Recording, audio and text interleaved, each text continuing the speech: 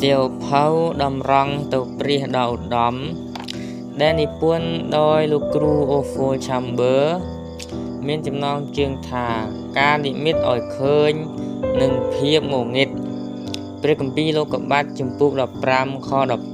12លុះដល់វេលាថ្ងៃកំពុងតែលិចអាប់រ៉ាមក៏ដេកលក់យន្តទៅនោះឃើញមានងងឹតយ៉ាងខ្លាំងគួរស្ញែងខ្លាចចុះមកគ្របលើគិតនៅពេលព្រះជាម្ចាស់ប្រទានឲ្យអ្នកបរិសុទ្ធម្នាក់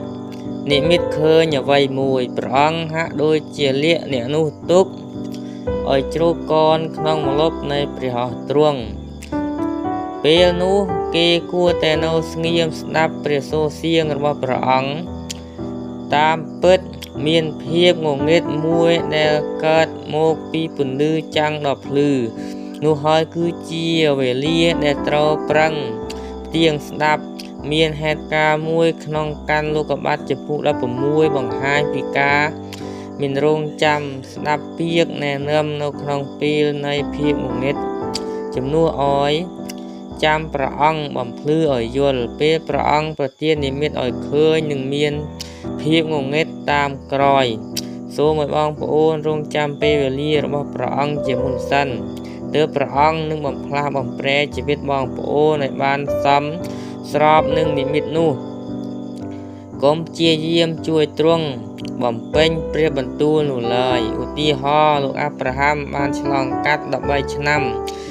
តែព្រះមិនមានបន្ទូលមកលោកសូម្បីតែមួយព្រះអស់ក៏ប៉ុន្តែក្នុងពេល13ឆ្នាំនោះព្រះអង្គបានដោះលែងគិតពីការពឹងផ្អែកលើខ្លួនឯងរហូតដល់លែងមានការពឹងទៅលើគំនិតធម្មតារបស់មនុស្សតទៅរយៈពេលជាច្រើនឆ្នាំនោះមានប្រយោជន៍សម្រាប់លោកក្នុងការអប់រំចិត្តគំនិតខ្លួនឯងហើយការនោះក៏មិនមែនមកពីព្រះអង្គមិនពេញចិត្តនឹងលោកដែលបងប្អូនមិនគួរជំរុញចិត្តខ្លួនឯងឲ្យមានភាពរីករាយនិងភាពមើលមួនខ្លាំងពេកទេក៏ប៉ុន្តែចូលពឹងផ្អែកលើព្រះជាម្ចាស់វិញដោយលោកអេសាយបានថ្លែងមកហើយ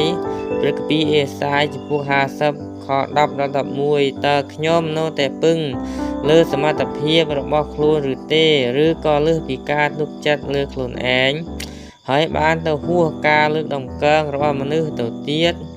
ទោះបីជាបុរសឬស្ត្រីក្តីដែលបានស្គាល់ព្រះជាម្ចាស់យ៉ាងល្អហើយបានទៅហួសអត្ថប្រយោជន៍ដែលកត់ត្រាទុកក្នុងសៀវភៅនានាឬពឹងលើការទូលអង្វរនិងការជំរុញចិត្តឲ្យមានក្តីអំណររហូតដល់មានទំនុកចិត្តរឹងពឹងលើព្រះជាម្ចាស់ផ្ទាល់ហើយមិនចេះតែទន្ទឹងរង់ចាំទទួលព្រះពរនានាដែលធ្លាប់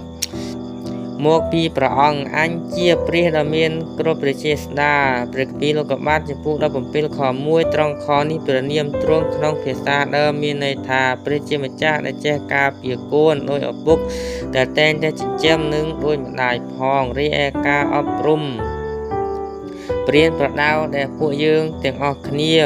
កំពុងតែទទួលនេះព្រះអង្គធ្វើការនោះក្នុងគោលបំណងតែមួយគឺឲ្យយើងបានដឹងថាព្រះ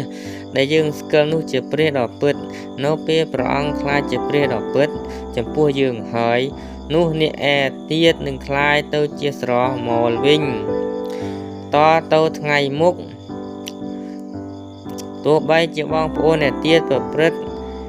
ដោយទង្វើជាសកម្មភាពក្តីឬពាក្យសម្ដីក្តីការទាំងនោះមិនអាចឲ្យអ្នករំជួលចិត្តនោះទេព្រោះជីវិតរបស់អ្នកបានសង់នៅលើគ្រឹះដ៏រឹងមាំដែលមិនអាចរង្គោះរង្គើគឺព្រះជាម្ចាស់